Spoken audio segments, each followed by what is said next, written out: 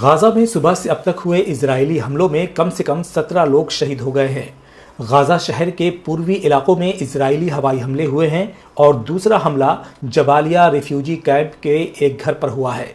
खबर है कि जबालिया में हलीमा अल सादिया स्कूल के पास भी इजराइल ने बमबारी की है, जिसमें 2 फिलिस्तीनी घायल हो गए हैं। ये वो इलाका है जहां बेघर लोगों की फैमिली रहती है।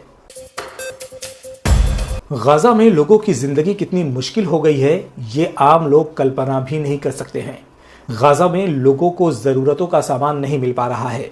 ऐसे में राहत की खबर आई है। इस हफ्ते मिस्र के राफा क्रॉसिंग बॉर्डर के माध्यम से यूएई की तरफ से मानवीय सहायता ले जाने वाले 2 काफिले गाजा पट्टी में प्रवेश कर गए हैं, जिसमें भोजन, चिकित्सा संबंधित सामान, बच्चों के पोषण संबंधी सप्लीमेंट्स, कपड़े, महिलाओं के स्वास्थ्य पैकेज और अन्य आवश्यक सामान शामिल हैं। ये सामान गाजा के लोगों की बुनियादी जरूरतों को पूरा करने में मददगार साबित होंगे। इजराइल के पूर्व रक्षा मंत्री योआव गैलेंट ने नेतन्याहू की नीतियों की आलोचना की है। गैलेंट ने नेतन्याहू पर बंधकों को वापस लाने की इच्छा में कमी का आरोप लगाया है। गैलेंट ने कहा है कि नेतन्याहू बंधकों के लिए सौदा कर सकते थे, लेकिन नहीं किया।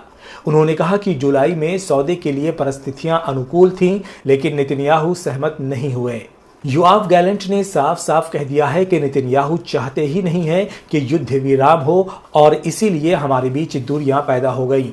गौरतलब है कि योआव गैलेंट को रक्षा मंत्री के पद से हटाए जाने को लेकर इजराइल के कई हिस्सों में प्रदर्शन हो रहे हैं। ईरान के इस्लामिक रिवॉल्यूशन गार्ड कॉर्प्स के कमांडर मेजर जनरल हुसैनी सलामी का कहना है कि अमेरिकी चुनाव ने साबित कर दिया है कि गाजा अमेरिकी राजनीति को प्रभावित करने में सक्षम है। उन्होंने कहा कि अमेरिका के डेमोक्रेट्स और रिपब्लिकन के बीच बहुत कम अंतर है, क्योंकि वे दोनों ही गाजा में इजरायली नरसंहार का समर्थन करते हैं। हुसैन सलामी ने जोर देकर कहा कि रेजिस्टेंस फ्रंट दुश्मन से सबसे कम दूरी पर है और इजरायली फौज का सामना बिल्कुल नजदीक से कर रहा है। नीदरलैंड की राजधानी एम्स्टर्डम में इजरायली फुटबॉल प्रशंसकों को कई हमलों का सामना करना पड़ा है, जिनमें कई इजरायलियों के घायल होने की खबर है, जबकि 3 इजरायली लापता हैं।